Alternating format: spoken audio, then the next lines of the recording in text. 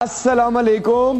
इससे पहले जो लोग नए हैं इस चैनल को सब्सक्राइब जरूर कर लीजिएगा ताकि इस तरह की इंपॉर्टेंट वीडियोस आप लोगों को मिलती रहे फ्रॉम टाइम टू टाइम। और अगर वीडियो पसंद आए तो इसको एक छोटा सा लाइक भी कर दीजिएगा। एयर कंडीशन का काम सीखने के लिए ये चैनल बहुत ही मुफीद और फायदेमंद है, स्पेशली नए एसी टेक्नीशियन के लिए।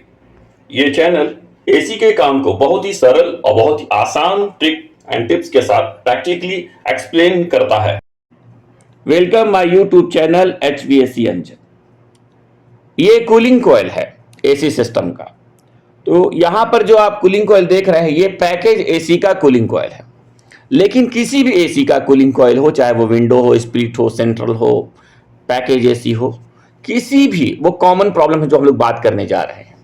तो किसी भी एसी का कूलिंग कॉइल अगर गंदा होगा तो आपका कूलिंग के परफॉर्मेंस पे असर पड़ेगा और रूम ठंडा नहीं करेगा, या रूम ठंडा तो करेगा लेकिन वो ठंडा नहीं करेगा जितना आपने सेट टेम्परेचर रखा है। जितना आपने सेट टेम्परेचर रखा है तो वो ठंडा नहीं करेगा। अगर इस तरह का कूलिंग कॉइल गंदा होगा तो रूम ठंडा करेगा, हो सकता है, या ठंडा सही नहीं करेगा। तो मान लीजिए आपने सेट टेम्परेचर 20 रखा है लेकिन वो आपको 24-25 से नीचे आसानी से नहीं आ सकता है। क्योंकि इस तरह का गंदा होने से क्या होगा, इस तरह का गंदा होने से आपका जो एयर फ्लो है, जो फ्लो है ब्लोअर का, वो स्पीड कम हो जाएगा।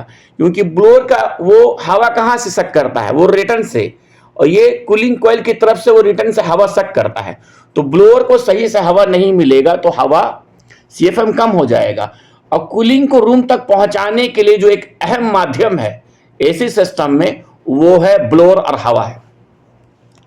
ब्लोअर के जरिए हवा को रूम तक पहुंचाया जाता है। अगर ब्लोअर का स्पीड कम हो जाएगा तो कूलिंग के परफॉर्मेंस पे भी असर करेगा। अगर ब्लोअर का स्पीड कम हो जाए तो ब्लोअर का स्पीड कम क्यों हुआ, क्योंकि ये पूरा सक है, बंद है, ये पूरा बंद है, तो वो हवा खींच ही नहीं पा रहा है। तो हवा जब खींच नहीं पाएगा तो फेंक कैसे पाएगा।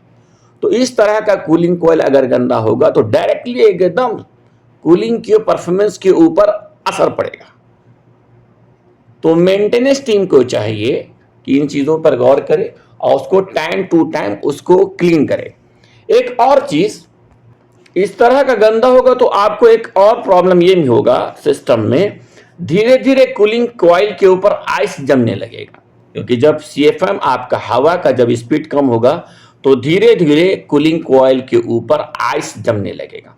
आइस जमने से क्या होगा, रूम तो ठंडा नहीं करेगा, जाहिर है कि उस तरह ठंडा नहीं करेगा। और बाद में जब आइस जमने लगेगा तो धीरे धीरे जो सेक्शन का जो प्रेशर है लो साइड का, वो प्रेशर ड्रॉप करेगा। और जब वो प्रेशर अपने लो प्रेशर सेटिंग के पास पहुंचेगा तो कंप्रेसर को PCB सिग्नल देगा, कंप्रेसर कॉन्ट्रैक्टर को, और बाद में कॉन्ट्रैक्टर डी एनर्जाइज हो जाएगा और कंप्रेसर ट्रिप कर जाएगा लो प्रेशर से।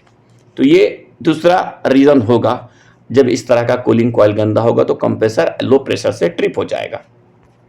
तीसरा है, अगर इसी कंडीशन में एसी को चलाते हैं तो रूम तो ठंडा जाहिर है कि उस तरह नहीं करेगा जो करना चाहिए, और बाद में आपको बैड स्मेल भी आएगा। जो गंदा स्मेल है वो भी आपको एसी से आएगा।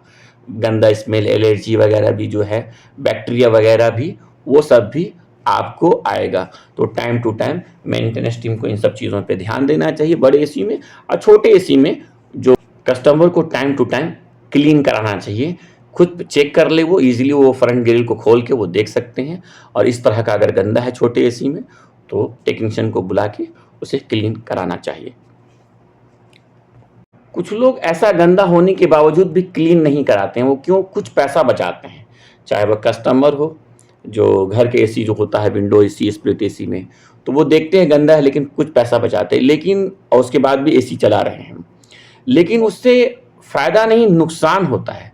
क्योंकि आप इस हालत में अगर आप एसी चलाएंगे तो जाहिर है आपका कंप्रेसर लगातार चलता रहेगा। अगर मान लीजिए वो ट्रिप नहीं किया है और लगातार चलेगा तो ज़्यादा उसके ऊपर लोड है, क्योंकि टारगेट को रीच ही नहीं कर पाएगा। जो सेट टेम्परेचर आपने रखा है, रूम जब ठंडा ही नहीं कर पाएगा तो टारगेट को रीच नहीं कर पाएगा। जब टारगेट को रीच नहीं कर पाएगा तो कंप्रेसर ज़्यादा देर चलेगा, तो उससे नुकसान ही होगा कि बिल ज़्यादा आएगा, बिल कम नहीं आएगा, बिल ज़्यादा आएगा।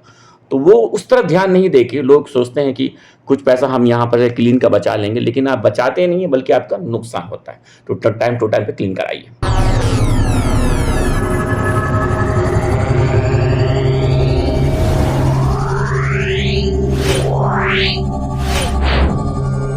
Yeah.